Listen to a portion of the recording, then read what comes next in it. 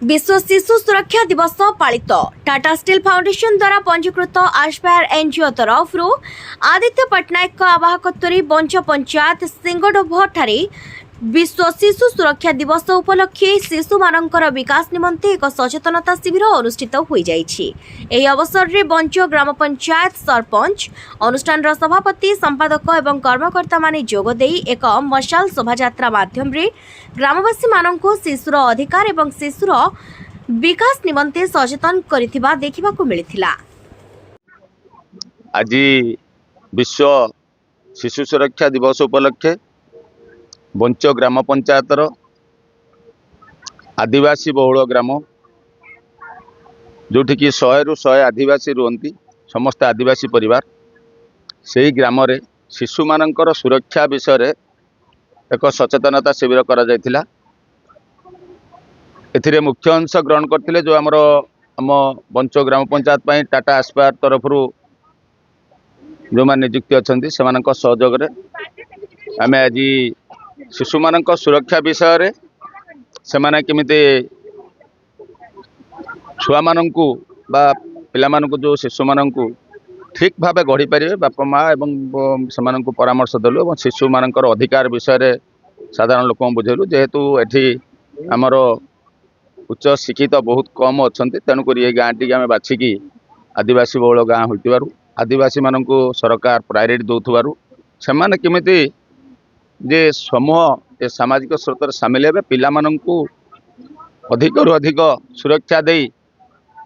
निशा दूर रखिए मोबाइल ठू दूर रखिए एवं तांको प्रकृत खाद्य दे से आगामी दिन में भल मनीष करेंगे स्कूल को पठेबे बाल्य विवाह करेंगे नहीं यही सब प्रकार आम से प्रथम गोटे सभा मध्यम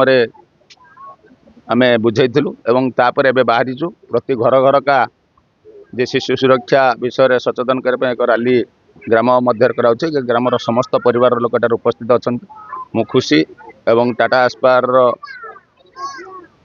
पिला माननकु कर्मकर्ता माननकु ग्राम पंचायत तरफ मु धन्यवाद अर्पण करुछि।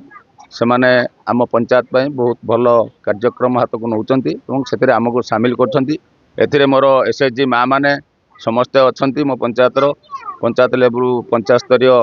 तांकर जो अच्छी जीएलएफ रो सेक्रेटरी प्रेसिडेंट एवं इसी मेंबर समस्ते उपस्थित थे।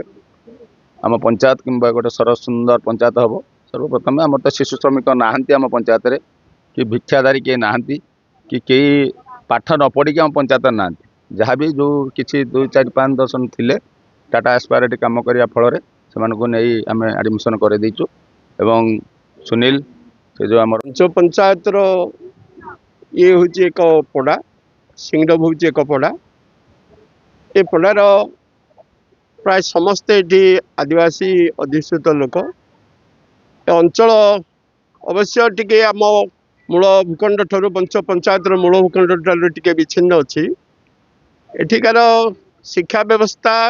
एत उच्चकोटीर जदिओ नहेले भी एबे भी ए गाँ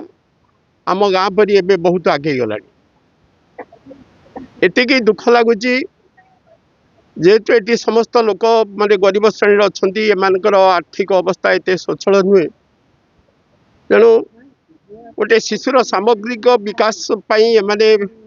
बेसी बद्धपरिकर हो पारती बेसी दृष्टि दे पारती।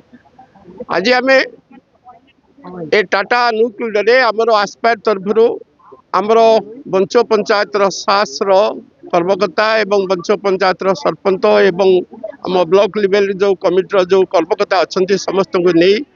पंचायत आम आज गोटे माने शिशु सुरक्षा अधिकार बाबद लोक को सचेतन करेलु लोक मान भितर वार्ता देलु जे प्रथम कथा हूँ शिशु हसिले दुनिया हसब शिशुर विकास रे देशर विकास हुए यही वार्ता तांको देलु गोटे छुआ किपरि देशर भविष्यत गोटे छुआर किपरि शारीरिक मानसिक बौद्धिक विकास हम